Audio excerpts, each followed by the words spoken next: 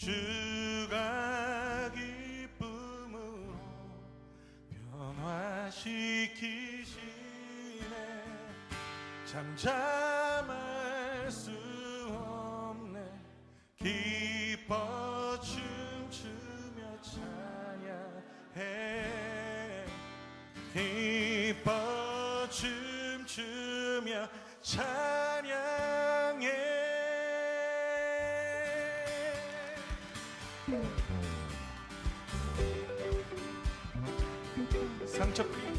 상처뿐인 내 영혼 위로해 주셨네.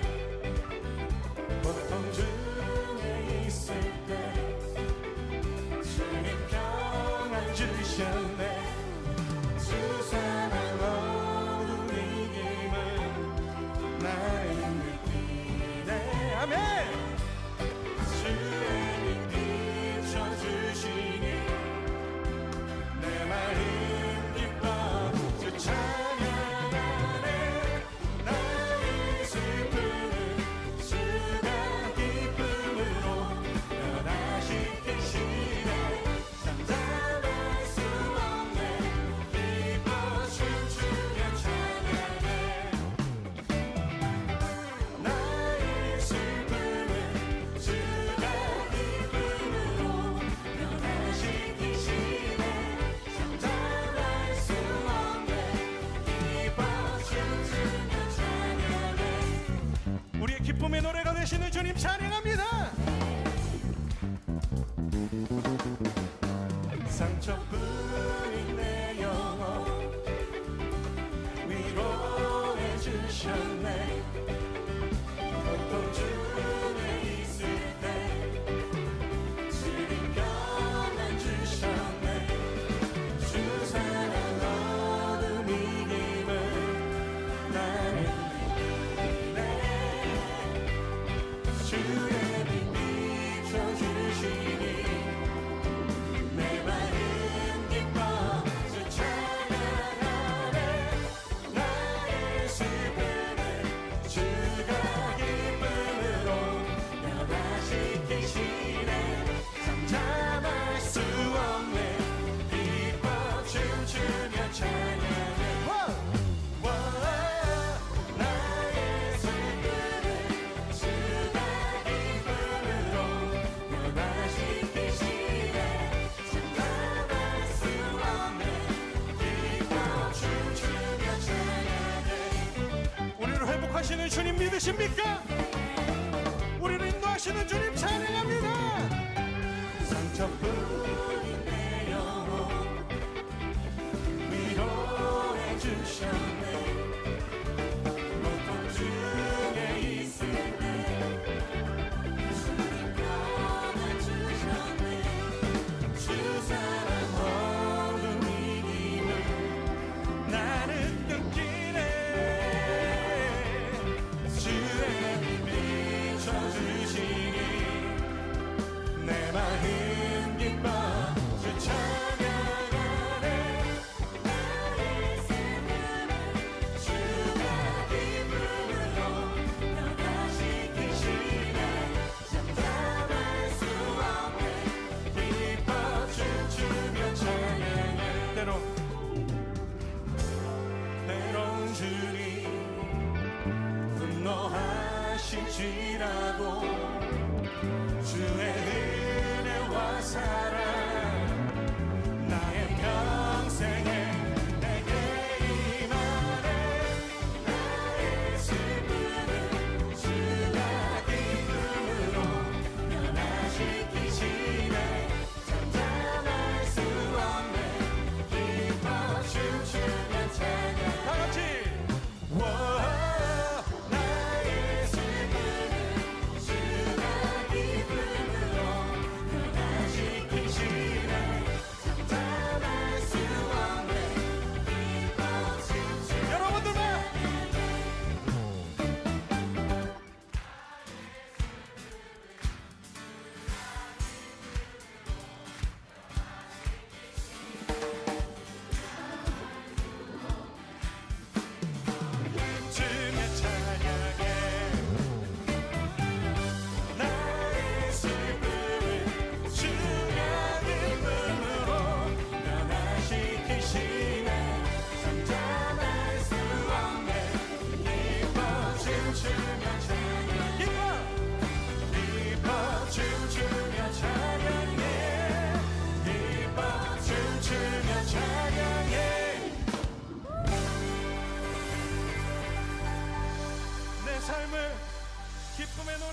인도하시는 주님, 날마다 인도하시는 주님 사랑 찬양합니다. 다 같이 사도신경으로 신앙 고백하시겠습니다. 전능하사 천지를 만드신 하나님 아버지를 내가 믿사오며 그 외아들 우리 주 예수 그리스도를 믿사오니 이는 성령으로 잉태하사 동정녀 마리아에게 나시고 본디오 빌라도에게 고난을 받으사 십자가에 못 박혀 죽으시고 장사한 지 사흘 만에 죽은 자 가운데서 다시 살아나시며 하늘에 오르사 전능하신 하나님 우편에 앉아 계시다가 저리로서 산 자와 죽은 자를 심판하러 오시리라. 성령을 믿사오며 거룩한 공예와 성도가 서로 교통하는 것과 죄를 사하여 주시는 것과 몸이 다시 사는 것과 영원히 사는 것을 믿사옵나이다. 아멘. 다 같이 찬송가 284장 오랫동안 모든 죄 가운데 빠져 1, 2절을 부르시겠습니다.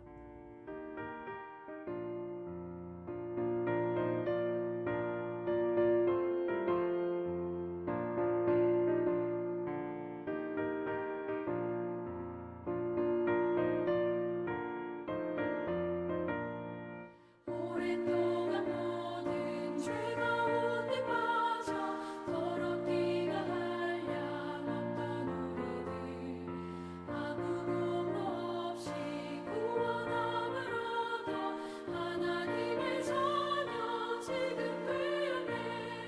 주의 그 사랑 한량없도다. 찬송할지어다 예수의 공로. 주의 그 사랑 한량없도다. 찬송할지어다 예수의 공로. 주의 보혈로서 정결하게 씻겨 죄악에서 떠난 몸이 되었고 세상 근심 구름 간곳 없어지니 하나님의 빛이 영화롭도다.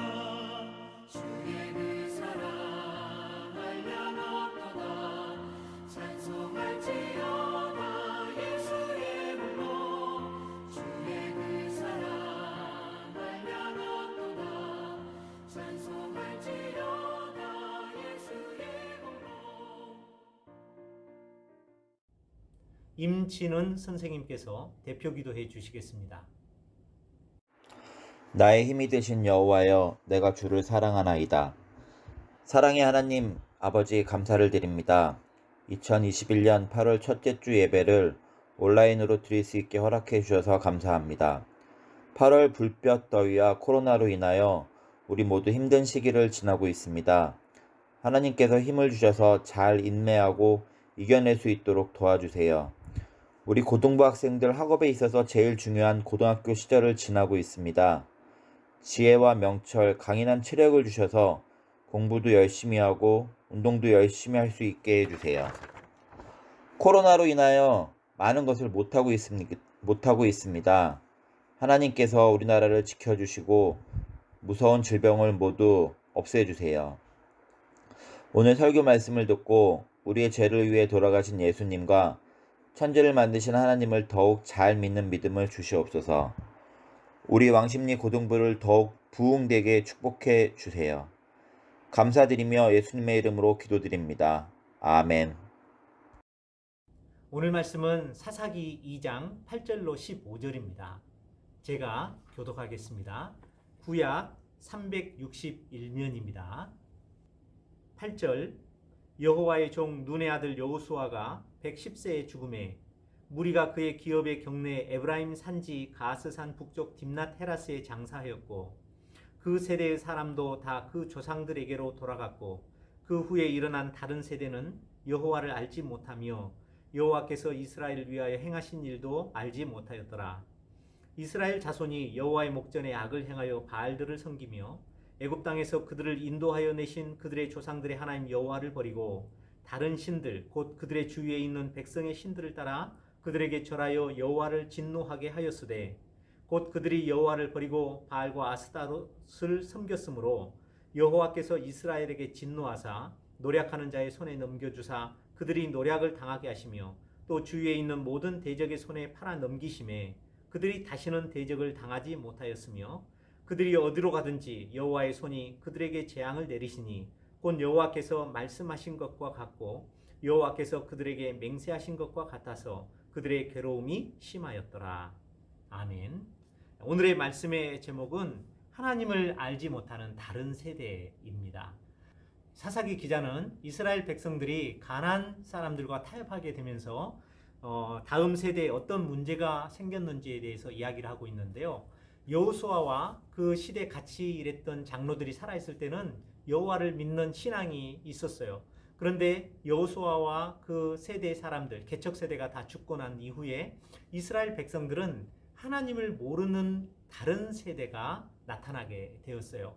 이렇게 다른 세대가 나타났을 때 하나님께서 진노하시고 그들을 다른 나라의 압제에 두심으로 그들이 울부짖게 하였는데, 그 울부짖을 때마다 하나님은 구원자 사사를 보내서 그들을 구원했다라는 내용을 담고 있는 것이 바로 사사기입니다. 사사기는 여호수아 장군 붙어서 사울과 다윗 왕이 나올 때까지 약 BC 1300에서 BC 1000년 정도 300년의 역사를 담고 있는 기록입니다. 이 사사기 말씀을 통해서 우리는 여호와 신앙을 아는 것이 왜 중요하며 여호와 신앙을 버릴 때 어떻게 되는지, 이거에 대한 교훈을 얻고 오늘날 우리가 어떻게 여호와 신앙을 알고 하나님을 아는 신앙을 유지할 수 있는지에 대한 비결을 배워봤으면 좋겠습니다. 8절을 보십시오. 8절 말씀, 여호와의 종 눈의 아들 여호수아가 110세에 죽음에. 성경은 여호수아를 여호와의 종이라고 이야기를 합니다. 여호수아는 여호와의 종으로 살았어요. 모세의 후계자였죠. 모세가 출애굽과 광야 40년을 인도했다면 이제 모세는 요단강을 넘지 못해 가나안 땅을 들어가지 못하죠. 그걸 전부 다 여호수아에게 위임을 합니다. 그래서 요단강을 기적적으로 건너 여리고와 아이성을 치고 7년 동안 정복 전쟁을 펼쳐서 가나안 땅의 대부분을 차지하게 됩니다. 그리고 사사기 1, 2장을 보면 여호수아가 이스라엘 백성들에게 이제 지파별로 땅을 분배하는 장면들이 나오죠. 자, 이렇게 땅을 다 분배하고 여호수아는 110세에 하나님의 부르심을 받습니다. 9절 보니까 그가 죽자 무리들은 어떻게 했냐면 무리가 그의 기업의 경내, 그의 기업의 경내라는 것은 여호수아가 받을 땅이었죠. 여호수아 장군은 땅을 분배하면서 가장 리더로서, 그 다음에 그동안 공헌이 제일 컸기 때문에 가장 먼저 좋은 땅을 얻을 수도 있었겠지만 여호수아는 그렇게 하지 않았어요. 너희들이 땅을 다 분배하고 가장 척박한 땅을 내게 주라. 그렇게 해서 가장 척박한 땅이 어디였냐면 에브라임 산지, 그는 에브라임 지파였기 때문에 에브라임 산지 가스산 북쪽 딥낫 헤레스에 장사하였다고 되어 있죠. 그는 죽어서도 이렇게 가장 척박한 땅을 골라 장사할 만큼 되게 겸손하고 검소한 그런 사람으로 그의 삶과 그의 신앙적인 면에서 이스라엘 백성들에게 매우 본이 되고 모델이 되는 그런 사람이었습니다. 이렇게 여호수아가 죽고 10절에 보면 그 세대의 사람들도 다 여호수아 같이 그 조상들에게로 돌아갔어요. 그러니까 다 죽었다는 소리죠. 사람은 오래 살지 못하죠. 영원히 살아서 다음 세대를 잘 교육시키고 올바른 길로 인도하면 얼마나 좋겠습니까? 하지만 어느 정도 시간이 지나면 다음 세대가 오기 마련이고 이전 세대는 그 조상들이 갔던 이제 죽음의 길로 가서 이제 천국에 갈 수도 있고 지옥에 갈 수도 있겠죠. 그런데 문제는 그 후에 일어났어요. 자, 그 후에 일어난 다른 세대는 여호와를 알지 못하며 여호와께서 이스라엘을 위하여 행하신 일도 알지 못하였더라. 자, 여기서 중요한 부분이 나오는데 알지 못했다라는 말이 두 번이나 반복되어 나오죠. 첫째는 여호와를 알지 못했다. 그리고 두 번째는 여호와께서 행하신 일도 알지 못했다. 여호와를 아는 것은 지식적인 알미 되겠죠. 어찌 보면 이론적인 알미라고 볼 수도 있겠죠. 이론적인 알은 그의 조상들 여호수아나 당시 살고 있었던 선배들이 다 자기들이 만난 하나님에 대해서 이야기를 해주면 그것은 다음 세대의 지식적이고 이론적인 여호와의 알미 되겠죠. 그런데 중요한 것은 여호와를 아는 건 다 알아요.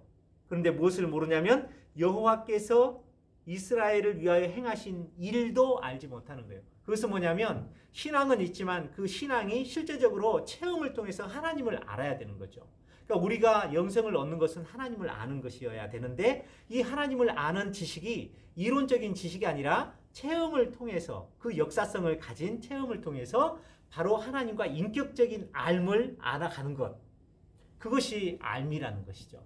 근데 이 두 가지 알에 있어서 다음 세대는 알지 못했어요. 다시 말해서 신앙을 형식적으로만 본다 그러면 같은 기독교를 갖고 있지만 실질적이고 내용적으로 질적인 면으로 가면 전혀 다른 이질적인 신앙을 갖고 있었다 이런 이야기죠. 그래서 다음 세대, 넥스트 제너레이션을 성경은 뭐라고 이야기를 하냐면 다른 세대, another generation이라고 표현을 해요. 이 말은 뭐냐면 전혀 질적으로 달라버린 세대다. 이런 신앙적으로 변질된 세대다. 타락한 세대다. 이런 뜻을 내포하고 있죠. 자, 그러면 왜 이렇게 다음 세대가 하나님 여호와와 하나님이 행하신 일을 알지 못하는 다른 세대, 다시 말해서 신앙이 변질된 세대가 되었을까요? 그것을 우리는 두 가지로 살펴볼 수 있는데 첫 번째는 여호수아가 죽은 후 개척 세대가 타협하는 신앙생활을 보였기 때문입니다. 여호수아가 죽었지만 광야에서 20살 이하인 사람들은 광야에서 죽지 않고 가나안 땅으로 들어갔었죠. 그 사람들은 그래도 그 부모를 따라서 신앙을, 그러니까 여호와께서 강력하게 사랑과 권능으로 역사하셨던 하나님의 기적을 체험했었던 신앙인들이에요. 이 사람들이 어찌 보면은 광야 세대 또는 개척 세대라고 볼 수가 있겠죠. 이들이야말로 정말 가나안 땅을 개척했던 세대였으니까요. 그러면 그들을 개척 세대라고 명명을 하자면 신세대를 뭐라고 이야기를 할 수 있을까요? 가나안에서 태어나고 가나안의 땅에서 살고 가나안의 영향을 받았던 가나안 세대라고 우리가 명명할 수가 있겠죠. 그런데 중요한 것은 이 개척 세대가 신앙에 제대로 본을 보였어야 되는데 신앙을 오히려 가나안 사람들과 타협해버리는 신앙생활을 했었다는 거죠. 하나님께서 가나안 땅을 들어갈 때 어떻게 하라고 그랬어요? 가나안 땅을 완전히 정복해라. 그 땅에 살고 있는 사람들을 진멸해라. 그리고 그들이 가지고 있었던 문화, 그런 문화를 경계하고 절대 타협하지 말라. 하나님께서 이렇게 경고를 하셨었죠. 그래서 그들에게 주어진 사명은 무엇이었냐면 가나안 사람들을 전부 다 진멸하는 것이었어요. 그런데 이스라엘 백성들이 가나안 정복 전쟁을 끝내고 12지파에게 땅을 분배하고 남아있는 가나안 사람들을 각 지파별로 전부 다 내쫓으라고 했거든요. 그런데 내쫓았을까요? 사사기에는 내쫓지 않았다는 사실을 사사기 1장에 이렇게 보여주고 있습니다. 사사기 1장을 한번 보실래요? 27절을 보시면 자, 문하세 지파를 이야기하겠죠. 문하세가 벳사왕과 어쩌고저쩌고 해서 27절 후반절에 보면 그에 딸린 마을들의 주민들을 쫓아내지 못했어요. 그랬더니 가나안 족속이 결심하고 그 땅에 거주하였더라. 28절에 보면 이스라엘이 장성한 후에야 가나안 족속에게 노역을 시켰고 다 쫓아내지 아니하였더라. 29절에 보면 에브라임 지파는 여호수아 지파인데 그 강성한 에브라임 지파도 게셀에 거주하는 가나안 족속을 쫓아내지 못하매 이렇게 나왔고 30절 스불론 북쪽입니다. 거기도 기드론 주민과 나할롤 주민을 쫓아내지 못하였으므로 31절 보면 아셀이 주민을 쫓아내지 못하고 33절 납달리 지파도 베세메스 주민과 베다낫 주민들을 쫓아내지 못하고 34절에 보면 더 가관이죠.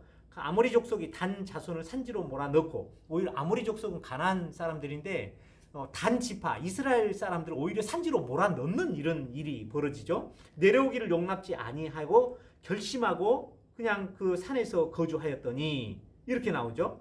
자, 이렇게 보면 이스라엘 백성들 모든 지파들이 가나안 사람들을 쫓아내는 것에 실패를 했다는 거예요. 그러면 왜 그들은 가나안 사람들을 쫓아내는데 실패했을까요? 여호수아 장군 때는 승리했었죠. 비록 약했지만. 어떻게 해요? 하나님이 도와주시는 도움으로. 그래서 여호수아 장군은 우박으로도 하나님께서 도와주셔서 가나안 사람들을 진멸했었고 또 태양을 멈추고 달이 멈추는 그렇게 해서 오랜 시간을 벌어서 가나안 사람들을 오래도록 다 진멸했었던 그러한 것을 경험을 했었죠. 그러한 역사를 체험했기 때문에 이 이스라엘 백성들은 가나안 사람들을 하나님을 믿고 도전하면 쫓아낼 수 있었겠죠. 그런데 그렇게 하지 못한 이유를 성경은 뭐라고 이야기를 하냐면 28절에 보면 그들에게 노역을 시켰고, 노역을 시켰다는 것은 뭐죠? 그들을 잡아다가 종처럼 부려먹었다는 거예요. 다시 말해서 노동력 확보 때문에, 현실적으로 자신들에게 유익이 되기 때문에. 그런데 그 말이 30절에도 나옵니다. 노역을 하였더라. 또 33절에 보면 그들에게 노역을 하였더라. 35절도 보면 마침내는 노역을 하였더라. 그러니까 이스라엘 자손들이 가나안 땅에 들어갔더니 생각해 보세요. 광야에서 생활할 때는 목축업을 했었죠. 그러니까 이동하면서 양을 키우고 그걸 이제 잡아서 먹는 거였지만, 가나안 땅에 갔더니 직업이 목축업 하는 사람도 있겠지만 대부분 가나안 땅에서 농사를 짓는, 다시 말해서 정착민으로서 살아가야 되는 것이죠. 그러니까 직업 자체와 생활 패턴 자체가 다 바뀌는 거예요. 자, 그렇다면 광야에서는 매우 척박해서 먹고 사는 것도 힘들었어요. 하나님이 주시는 만나를 매일 먹었지만 이스라엘 백성들이 맨날 만나만 먹으니까 입이 물린 거예요. 그래서 하나님께 막 불평불만도 했었고 막 이랬었잖아요. 맛있는 음식도 없었고 기름진 땅에서 나오는 뭐 참깨나 들깨 같은 그 고소한 냄새도 없었던 거죠. 그런데 가나안 땅에 들어갔더니 젖과 꿀이 흐르는 땅이네요. 농사를 지어도 기름진 땅에서 소출이 풍성해요. 농사를 통해서 풍성한 소출이 주는 삶의 어떤 먹고 사는 배부름과 그 다음에 이것들로 인해서 마음의 만족감과 이런 것들이 생기는 거죠. 이게 배가 불러진다는 것이죠. 근데 사람이 배가 부르고 또 편안해지면 더 편안해지기 위해서 사람들은 이런 욕망이 계속 드러나는 것이죠. 근데 사람들은 좀 더 편안해지면 더 게을러집니다. 게을러지면 농사를 지을 수 있어요? 그런데 가만히 봤더니 저 사람들, 가나안 사람들 다 죽일 필요가 없을 것 같아요. 다 죽이면 뭔가 노동력도 뺏기는 것 같고 하나님께도 득이 안 되는 것 같고 우리에게도 유익이 없는 것 같죠. 그러니까 이런 현실적인 유익을 생각해서 조금씩 타협하기 시작합니다. 그래서 그런 사람들을 다 죽이지 않습니다. 그러다 보니까 그 가나안 사람들이 결심하고 가나안 땅에 조금 처음에는 이스라엘 사람들 눈치를 보면서 정착하게 되지만 그 정착하면서 그 사람들이 신앙과 인생과 삶과 문화가 바뀔까요? 아니죠. 그대로 간직하면서 살아가는 거예요. 그런데 그런 사람들이 시간이 오래 지날수록 가나안 사람들은 조금 더 세력을 갖겠죠. 세력을 갖되 어떻게 갖냐? 그러면 자신들의 땅을 침범해 왔고 자기 동족과 민족을 다 죽였던 이스라엘 사람들에 대해서 좋은 감정으로 살겠어요? 악감정과 원수를 갚고자 하는 마음으로 살겠어요? 그렇죠. 전부 다 칼을 갈고 언젠가는 이 이스라엘 백성, 그리고 이스라엘 백성들이 섬겼던 그 하나님이라는 존재에 대해서 우리가 어떻게 좀 해보자. 우리가 조금 다시 공격을 해서 그들을 오히려 진멸하겠다 하고 속마음은 감춘 채 겉으로는 복종하는 척 하면서 그렇게 생존을 부지에 간 것이 아니었을까요? 이 사실을 하나님께서는 잘 알고 이것이 두고 이스라엘 사람들에게 올무가 되고 옆구리에 가시가 될 것을 하나님 잘 아셨어요. 그래서 진멸하라고 했던 거예요. 그런데 진멸하지 않자 하나님께서 하나님의 사자를 보내십니다. 그게 사사기 2장인데 2장 초반에 하나님이 길갈에서부터서 복임으로 하나님의 사자를 보내서 하나님께서 그렇게 행했던 이스라엘 백성들을 책망하죠. 왜 진멸하라고 했더니 그렇게 남겨두고 왜 그들과 타협하고 그렇게 살아가느냐 하고 하나님께서 사자를 통해 진노하시는 거예요. 그러면서 그 사자가 뭐라고 그러냐면 사사기 2장 2절과 3절에 보면 너희는 이 땅의 주민과 언약을 맺지 말며 그들의 재난을 헐라 했지만 너희가 내 목소리를 듣지 아니하였으니 이 어찌된 일이냐 하고 책망하죠. 그러므로 하나님께서 그렇기 때문에 이제 마음을 조금 바꾸세요. 어떻게 하냐면 내가 또 말하기를 내가 그들을 너희 앞에서 쫓아내지 아니하리니. 이제까지는 하나님께서 쫓아내 주시겠다고 그랬죠. 어떻게? 믿음으로 살면, 하나님께 믿고 맡기면. 근데 하나님의 말씀에 불순종하니까 하나님께서 어떻게 하냐면 오히려 이제는 내가 너희들에게 가난한 사람들을 내가 안 쫓아내겠다. 너희들이 쫓아낸다 그래도 내가 도와주지 않겠다. 지금 이렇게 말씀하시는 거죠. 쫓아내지 아니하리니 그들이 너희 옆구리에 가시가 될 것이며 그들의 신들이 너희에게 올무가 되리라 하였노라. 여호와의 사자가 이스라엘 모든 자손에게 이 말씀을 이름해 백성이 소리 높여 운지라. 그러므로 그것을 이름하여 복임이라 하고 그들이 거기서 여호와께 제사를 드렸더라. 여기서 그들이 하나님 사자의 책망의 소리를 듣고 회개한 척 했지만 실상은 그들의 삶이 변하지 않고 오히려 계속 가나안 사람들과 타협하는 그런 삶을 살아가게 됩니다. 생각해 보십시오. 이스라엘 사람들이 가나안 땅에 가서 농사를 지어야 되는데 농사 짓는 방법을 알까요? 그러면 농사를 그동안 지어왔던 가나안 사람들의 농사 짓는 방법 이런 것들이 필요했겠죠. 그리고 가나안 사람들이 농사를 지을 때 농사의 신들을 섬겼어요. 그게 바알과 아세라와 아스타롯인데 바람과 비를 움직이고 또 다산, 소산을 많이 주는 그러한 신들이었어요. 자, 이러한 신들의 도움도 또 필요했겠죠. 또 가나안 사람들이 쓰는 농사지는 원력이, 달력이 필요했겠죠. 여러분 이런 것들에 대한 지식, 자, 이런 것들을 손쉽게 구할 수 있는데 한 번도 경험해보지 못한 농사를 짓는 것을 처음부터 하나님께 구하고 믿고 이렇게 나아가기가 쉬웠을까요? 어찌 보면 이스라엘 백성들에게 가나안 사람들은 이렇게 험악한 세상을 살아갈 때 꼭 필요한 존재들, 타협해야만 존재들이라고 생각하는 부분이 있었겠죠. 그러면서 이스라엘 백성들은 얼마든지 우리가 하나님을 섬기면서 얼마든지 가나안 족속들의 문화를 받아들이고 그들과 함께 살 수 있으리라고 생각을 했었던 것 같습니다. 그런데 이스라엘 백성들이 실제로 모르는 게 있어요. 그들은 가나안 사람들과 같이 동화되어 살면 결국에는 그 사람들에게 동화되어서 결국 하나님을 버리고 그것이 타락의 길이고 하나님의 책망과 심판을 받을 수 있는 길이라는 사실을 그걸 몰랐던 것이죠. 비록 물질적으로 손해를 본다 하더라도 또 시간이 좀 더디 걸려서 농사 짓는 것에 대해서 몇 번 실패를 경험하고 반복한다 할지라도 하나님만 붙잡고 하나님 말씀 안에서 살고 하나님을 사랑하고 그 가나안 땅의 신들을 멀리하면 우상을 버리면 이게 하나님의 복과 우리의 삶의 행복이 주어진다는 사실을 그들은 알지 못했습니다. 그래서 그들은 하나님도 섬기고 가나안의 문화도 받아들이고 가나안의 신도 섬기는 그런 이중적인 신앙 생활을 하게 되었던 것이죠. 이스라엘 백성들은 이렇게 그들과 타협해서 조금 더 물질적으로 현실적으로 풍요롭게 살아갈 수 있는 것이 매우 지혜롭다라고 생각을 했어요. 오늘날도 그런 사람들이 있는 것 같습니다.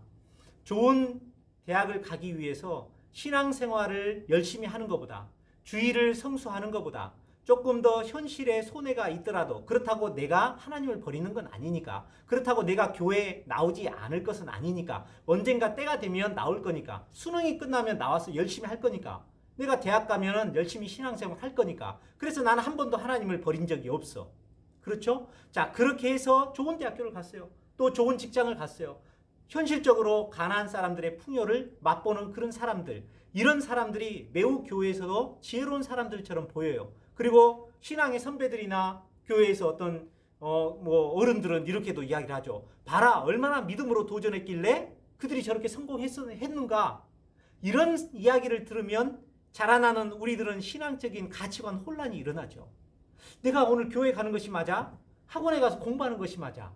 타협하는 것이 맞아? 신앙의 순수성을 지키는 것이 맞아? 내가 비록 손해를 볼지라도. 여러분, 우리는 어떻게 선택을 해야 됩니까? 그리고 누구의 말을 들어야 됩니까? 그런데 성경은 뭐라 그래요? 분명하게 이야기하죠. 너희가 비록 손해를 끼칠지라도, 너희가 비록 더디 갈지라도 하나님을 대적하고 세상에 하나님 없는 문화를 퍼뜨리는 이 가나안 족속을 진멸하는 것이 너희들에게 유익일 것이다. 그리고 결국 인생을 궁극적으로 돌이켜 봤을 때 그것이 성공하는 길이다. 그렇게 살아가는 것이 지혜로운 길이다. 라는 사실에 대해서 이제는 아는 사람이 없었다는 거죠. 왜요? 그 개척 선배들이 그렇게 타협하는 신앙을 보여줬기 때문에 그들을 통해서 자라나는 자녀 세대인 이 다음 세대는 그래서 우리도 이렇게 타협해서 가도 신앙생활, 교회생활 이게 되는구나라고 그 삶을 통해서 배워버린 거예요. 그런데 하나님께서 보실 때는 이런 사람들이 하나님에 대한 신앙 있다고 봐요? 이스라엘 사람들은 우리는 하나님을 버린 적이 없어요. 단지 다른 신, 바알과 아스타롯의 이 신들을 필요에 의해서 이렇게 들여왔는데 그래서 하나님을 버린 적이 없는데 하나님은 하나님을 버린 적 없는 이스라엘 백성들이 너희가 나를 버렸다라고 그렇게 이야기를 하시죠. 누구 말이 맞습니까? 하나님 말씀이 맞겠죠. 우리는 변명이고 자기 합리화일 뿐이죠. 두 번째, 그들이 변질된 이유는 이스라엘 개척 세대가 그 다음 세대인 가나안 세대에게 신앙 교육과 역사 교육을 제대로 가르치지 않았기 때문입니다. 모세는 광야 시절 백성들에게 이런 교육을 시켰어요. 너희가 가나안 땅에 들어가거든 이렇게 해라. 여러분, 그렇게 가르쳤던 것이 1, 2, 3차에 걸쳐 했던 그 설교, 그게 신명기 말씀이라고 그랬죠. 신명기 말씀 한번 찾아볼까요? 신명기 6장에 보면 이렇게 나와 있습니다. 이스라엘아 들으라. 우리 저번에 쉐마 해서 이 말씀 배웠었죠. 우리 하나님 여호와는 유일한 여호와시니 너는 마음을 다하고 뜻을 다하고 힘을 다하여 네 하나님 여호와를 사랑하라. 오늘 내가 내게 명하는 이 말씀을 너는 마음에 새기고 7절에 보면 내 자녀에게 부지런히 가르치며, 이게 뭐예요? 신앙 교육이죠. 부지런히 가르치며, 그리고 어떻게 가르치라고 그랬어요? 집에 앉았을 때든 길을 갈 때든 누워있을 때든 이 말씀을 강론하고 이렇게 가르치도록 계속 신앙적인 교육, 성경 교육을 하도록 모세는 반복해서 이야기를 했었죠. 이뿐만이 아니라 신명기 6장 같은 장 21절, 22절 이렇게 보면 너는 내 아들에게 이르기를 가르치라는 거죠. 우리가 옛적에 애굽에서 바로의 종이 되었더니 여호와께서 권능의 손으로 우리를 애굽에서 인도하여 내셨나니 곧 여호와께서 우리의 목전에서 크고 두려운 이적과 기사를 애굽과 바로와 그의 온 집에 베푸시고 우리 조상들에게 맹세하신 땅을 우리에게 주어 들어가게 하시려고 우리를 거기에서 인도하여 내시고 했던 것을 가르치라는 거죠. 이것은 뭐예요? 또 하나님의 역사성을 가르치라는 거죠. 하나님께서 해오셨던 일에 대한 역사성. 그러니까 우리는 이 두 가지를 가르쳐야 돼요. 신앙교육과 역사교육을 가르쳐야 된다는 겁니다. 자, 이렇게 모세가 당부했었던 이런 당부를 여호수아가 살아있을 동안에 여호수아가 했어요. 여호수아는 7년 정복전쟁을 끝내고 이제는 편안하게 노후를 살 수 있었음에도 불구하고 여호수아도 열심히 죽기 전까지 이 가르치는 일, 또 역사 교육에 대해서 힘을 썼습니다. 그 내용이 여호수아 23, 24장에 잘 나타나 있어요. 바로 사사기 앞에 있는 부분이겠죠. 여호수아서 23장 6, 7, 8, 11절 이렇게 한번 찾아볼게요. 그러므로 너희는 크게 힘써 모세의 율법책에 기록된 것을 다 지켜 행하라. 이건 누가 말해요? 여호수아가 백성들에게 말하는 거죠. 그것을 떠나 좌로나 우로나 치우치지 말라. 너희 중에 남아있는 이 민족들 중에 들어가지 말라. 그들의 신들의 이름을 부르지 말라. 그것들을 가리켜 맹세하지 말라. 또 그것을 섬겨서 그것들에게 절하지 말라. 오직 너희의 하나님 여호와께 가까이 하기를 오늘까지 행한 것 같이 하라. 11절에 보면 그러므로 스스로 조심하여 너희의 하나님 여호와를 사랑하라. 자, 이렇게 23, 24장 쭉 이야기를 합니다. 24장 14절에는 이렇게 이야기를 하면 그러므로 이제는 여호와를 경외하며 온전함과 진실함으로 그를 섬기라. 너희의 조상들이 강 저쪽과 애굽에서 섬기던 신들을 치워버리고 여호와만 섬기라. 이렇게 가르쳤어요. 그런데 이런 여호수아가 죽자 여호수아의 동역자들인 장로님들이 계셨죠. 그 장로님들도 그렇게 가르치셨어요. 그런데 여호수아 그 세대 사람들, 다시 말해서 장로들도 다 죽었죠. 장로들이 계셨을 때는 아마 가나안 문화가 엄청 밀려와도 그 가나안 세대는 장로님들 눈치 때문에 그래도 신앙생활을 하는 척이라도 했을 거예요. 그런데 여호수아뿐만 아니라 그 장로님들도 다 돌아가시자 이 가나안 세대는 더 이상 잔소리꾼들이 없어져서 얼마나 좋았을까요? 여러분, 우리도 신앙생활 할 때 우리 아버지 세대나 장로님들 또 담임 목사님이나 사역자들 이렇게 보면 늘 잔소리하는 것 같고 여러분들을 옥매이는 것 같고 어디 가둬놓는 것 같고 그게 답답하죠. 그리고 막 이게 이런 것들이 다 잔소리처럼 느껴지죠. 여러분, 그게 좋은 겁니다. 여러분, 그것이 여러분들을 살리는 겁니다. 근데 우리가 그런 소리를 듣지 않으면 어떻게 될까요? 가나안 세대는 보니까 이 가나안의 문화가 좋아 보였던 것 같아요. 거기에는 사람들도 엄청 컸어요. 안악 자손들이 엄청 컸었죠. 막 이렇게 이두박근 삼두박근 있는 키 큰 남자들과 엄청나게 아름다운 여인들이 가나안 땅에 너무 많았어요. 그런 사람들에게 이스라엘 백성들이 눈이 확 돌아갈 수도 있는 거죠. 또 그들의 문화가 좋았어요. 어디를 가든지 풍요로웠고 어디를 가든지 놀거리가 있고 어디를 가든지 볼거리가 있고 그들의 문화도 좋았어요. 바알 신과 아세라 아스타롯이 새겨진 문신들을 막 팔뚝이나 막 이 등짝에다가 이렇게 하는 거, 막 귀를 뚫고 뭐 이런 것들이 너무 멋있는 거예요. 신세대, 새로운 세대, 새로운 땅에 가서 새로운 문화, 새로운 사람들이 그렇게 살고 있는 것. 그들도 사람인데, 근데 우리보다도 훨씬 세련되게 살고 있는 것 같거든요. 그들이 했었던 뭐 머리에 이렇게 노랑물을 들이고 이런 모습들이 가나안 세대, 다시 들어가서 살았던 이 가나안 세대는 거기에 보니까 쏙 빠져들게 돼 있는 거예요. 어떤 가나안 세대는 가나안 친구들과 사귀어서 가나안 사람들이 섬기던 그 신상, 그 절간, 뭐 이런 것들을 뭐 이렇게 가보기도 하고, 어떤 사람들은 거기 가서 템플 스테이 뭐 이런 것들도 한번 체험해 보기도 하고, 이게 전부 다 세상을 배우는 일이라 생각을 한 거예요. 그렇게 봤더니 이 가나안 세대가 자기들이 믿고 섬겨왔던 여호와와 그 다음에 기독교 신앙 이런 것들은 다 고리타분 이야기 같고 낡은 구시대의 유물 같고 가나안 것은 늘 새롭고 좋은 것 같고 이런 생각들이 이런 것을 체험하다 보니까 점점 어린 아이 때는 그래도 신앙교육을 하면 좀 듣는 척 하더니 머리가 커지고 성인이 되어가니까 어린 시절 부모님이 해준 말 들어요 안 들어요? 안 들어요. 자기들의 생각이 옳은 것 같고 자기들의 생각이 옳다고 주장을 하고 자기들의 의견과 의사를 존중받기를 원하는 그런 사람들이 된 거죠. 순종보다는 불순종, 반발하고 따지고 대적하는 이런 사람들이 되어버린 거예요. 그게 멋있어 보이죠? 그게 자기 인생을 주도적으로 살아가는 것처럼 되게 멋있어 보이는 거예요. 그런데 성경은 분명히 이야기를 합니다. 그렇게 살 때 그 가나안 사람들과 그 가나안 문화가 너희 가운데 옆구리에 가시가 될 것이며 그들의 신들이 너희에게 올무가 되리라. 그래서 하나님께서 가나안 땅에 들어가거든 가나안 문화를 따르는 것을 되게 경계하셨고 가나안 사람들의 동화가 되는 것이 결국은 결혼하는 것이 가장 빠르거든요. 그래서 가나안 사람들의 딸들과 결혼시키지 말라고 신신당부했어요. 신명기 우리 모세 오경에 보면 참 많이 나와 있어요. 근데 사사기 오늘 본문 말씀 바로 뒤에 보실까요? 3장에 보면 어떻게 돼 있어요? 5절과 6절을 보십시오. 그러므로 이스라엘 자손은 가나안 족속과 헷 족속, 아모리, 브리스, 히위, 여부스 족속 가운데 거주하면서 어떻게 했다고 그랬어요? 그들의 딸들을 맞아 아내로 삼으며 자기 딸들을 그들의 아들들에게 주고, 그러니까 이게 결혼이라는 것은 결국 뭐예요? 문화가 섞이는 거예요.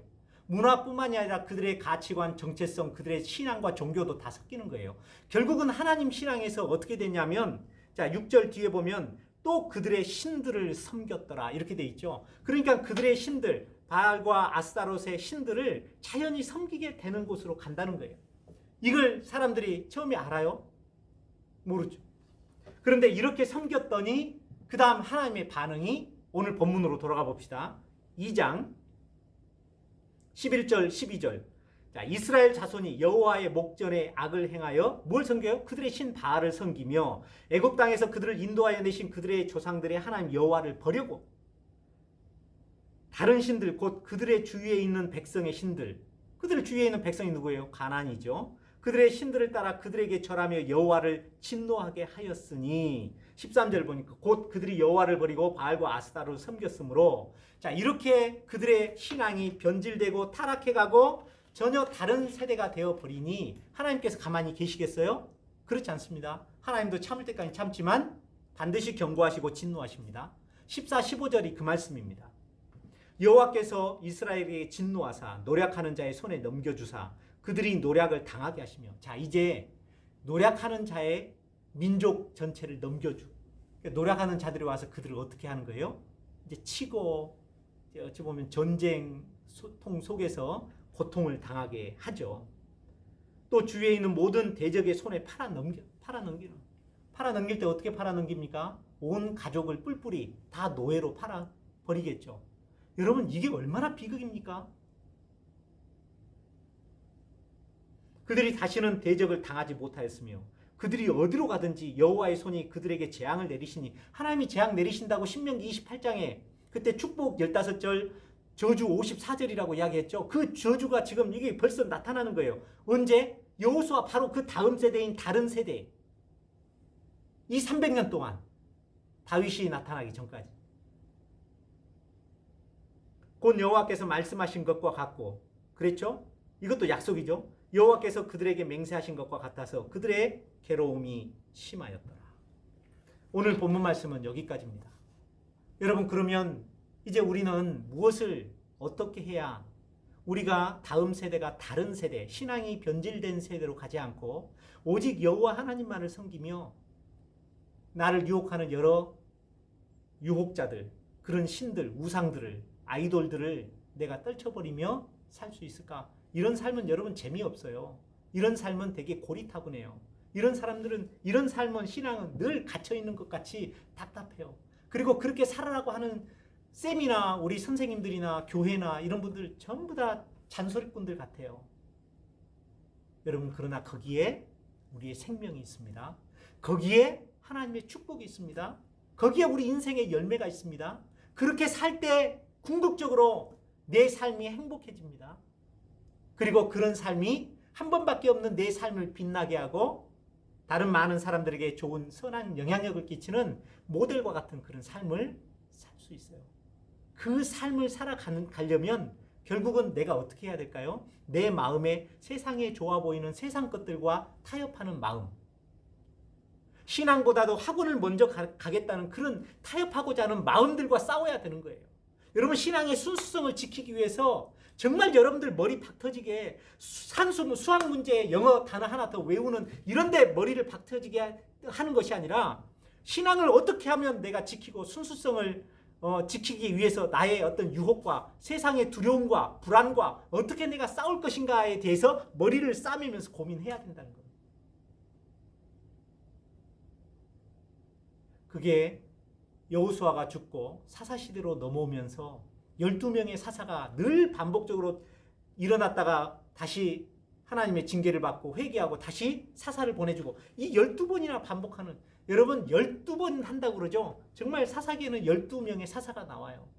그래도 늘 반복적으로 하나님을 슬프시게 하고 진노케 하는 신앙생활을 살아가는 그 어리석은 신앙생활을 하는 것이 이스라엘 백성들, 오늘날 우리 크리스천들이 아닐까 싶습니다.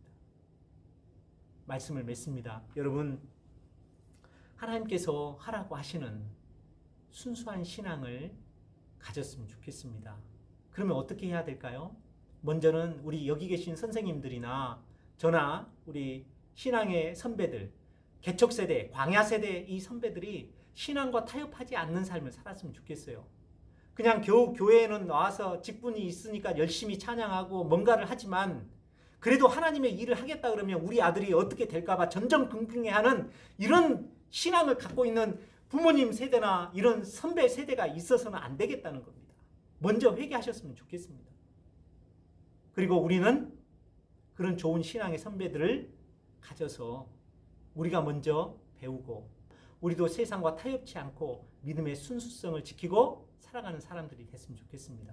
그리고 두 번째는 여호수아 시대 또 모세 시대 때 늘 강조했던 신앙 교육, 말씀 교육, 말씀 공부죠. 두 번째는 역사 공부. 여러분, 이 말씀 공부와 역사 공부를, 신앙의 역사 공부죠.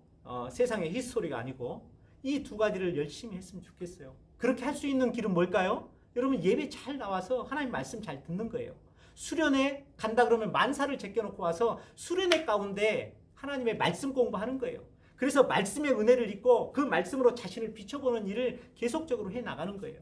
그리고 지금은 코로나 때문에 좀 어렵고 하지만 쌤은 늘 마음에 간절함이 있습니다. 어떤 거냐면 줌, 단 비대면이라도 말씀 공부를 개설을 해서 했으면 좋겠어요. 근데 쌤이 여러분들 눈치 되게 많이 보는 것 같아요. 서먹하다든지 아니면 여러분들이 공부에 너무 바쁜데 내가 시간을 너무 뺏는 거 아닌가. 또 그렇게 해서 또 그 공부하자 그러면 애들 대다수 다 싫어하더라고요. 그런데 쌤은 한 사람이라도 쌤 왜 성경 공부 안 해줘요? 왜 저기 줌으로나 비대면으로 또 영상으로 이런 그 성경 공부 왜 안 해줘요? 저 좀 개인적으로 좀 해주세요. 이런 사람이 있으면 정말 만사를 제껴놓고 잠을 안 자더라도 밤낮 없이 해주고 싶어요.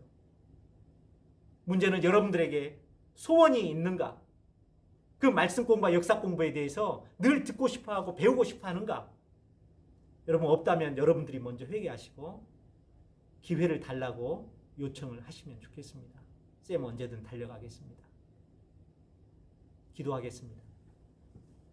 하나님, 사사기 말씀을 통해 이스라엘 개척 세대가 가나안 사람들과 타협하고 그들의 문화를 받아들이고 그들의 세속적인 삶을 동경하며 그들이 살았던 물질적 풍요를 즐길 때 결국 하나님을 버리고 그들이 섬겼던 가나안의 우상들을 섬길 수밖에 없고 결국 하나님의 진노를 유발할 수밖에 없었다는 사실을 배웠습니다. 하나님, 이제부터 우리가 철저하게 우리 신앙의 순수성을 지키기 위해 우리가 하나님 말씀 공부에 힘쓰고 또 역사 공부에 힘쓰는 고등부 친구들이 되게 하여 주시옵소서. 예수님 이름으로 기도합니다. 아멘. 다 같이 찬송가 314장 내 구주 예수를 더욱 사랑 1, 2절을 부르시겠습니다.